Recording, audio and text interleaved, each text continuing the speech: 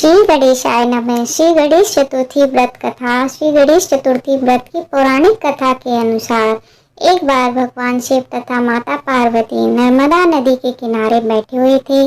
वहां माता पार्वती ने भगवान शिव से समय व्यतीत करने के लिए चौपड़ खेलने को कहा। शिव चौपड़ खेलने के लिए तैयार हो गए, लेकिन इस खेल में हार जीत का फैसला कौन करेगा, यह प्रश्न उनके समक्ष उठा।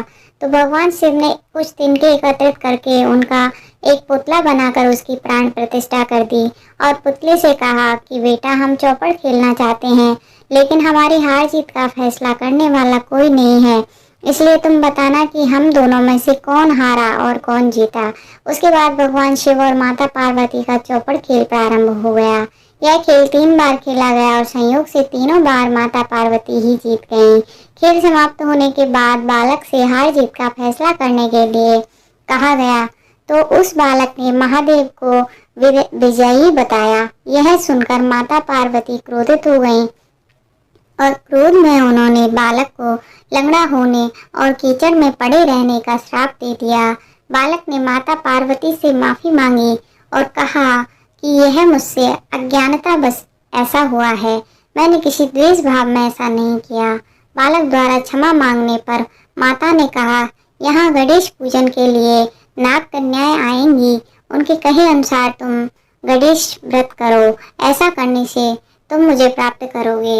यह कहकर माता पार्वती शिव के साथ कैलाश पर्वत पर चली गईं। 1 वर्ष के बाद उस स्थान पर नाग कन्याएं आईं।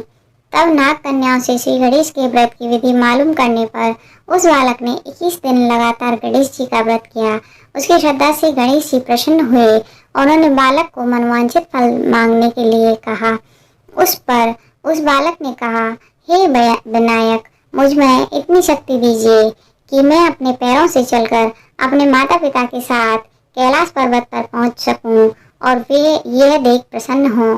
तब बालक को वर देकर श्री गणेश अंतर्ध्यान हो गए। इसके बाद वह बालक कैलाश पर्वत पर पहुंच गया और कैलाश पहुंचने पर अपनी कथा उसने भगवान शिव को सुनाई। चौपड़ वाले दिन से माता पार्वती शिव जी से विमुख हो गई थी। अतः देवी के रुष्ट होने पर भगवान शिव ने भी बालक के बताए अनुसार 21 दिनों तक श्री गणेश जी का व्रत किया। इस व्रत के प्रभाव से माता पार्वती के मन से भगवान शिव के लिए जो नाराजगी थी वह समाप्त हो गई। यह व्रत की विधि भगवान शंकर ने माता पार्वती को बताई और यह सुनकर माता पार्वती के मन में भी अपने पुत्र कार्तिकेय से मिलने की इच्छा जागृत हुई। तब माता पार्वती ने भी 21 दिन तक श्री गणेश का व्रत किया तथा दूर्वा, फूल और लड्डुओं से श्री गणेश जी का पूजन अर्चन किया। व्रत के 21वें दिन कार्तिकेय स्वयं माता पार्वती जी से मिलने आ गए।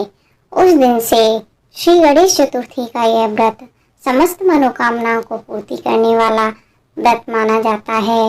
इस व्रत को करने से मनुष्य के सारे कष्ट दूर होकर मनुष्य को समस्त सुख सुविधाएं प्राप्त होती हैं। तो दोस्तों, अगर आपको श्री गणेश जी की व्रत की यह कथा अच्छी लगी हो तो प्लीज़ लाइक करें, शेयर करें और चैनल को सब्सक्राइब करना ना भूलिएगा। जय जय श्री राधे, जय श्री कृष्णा।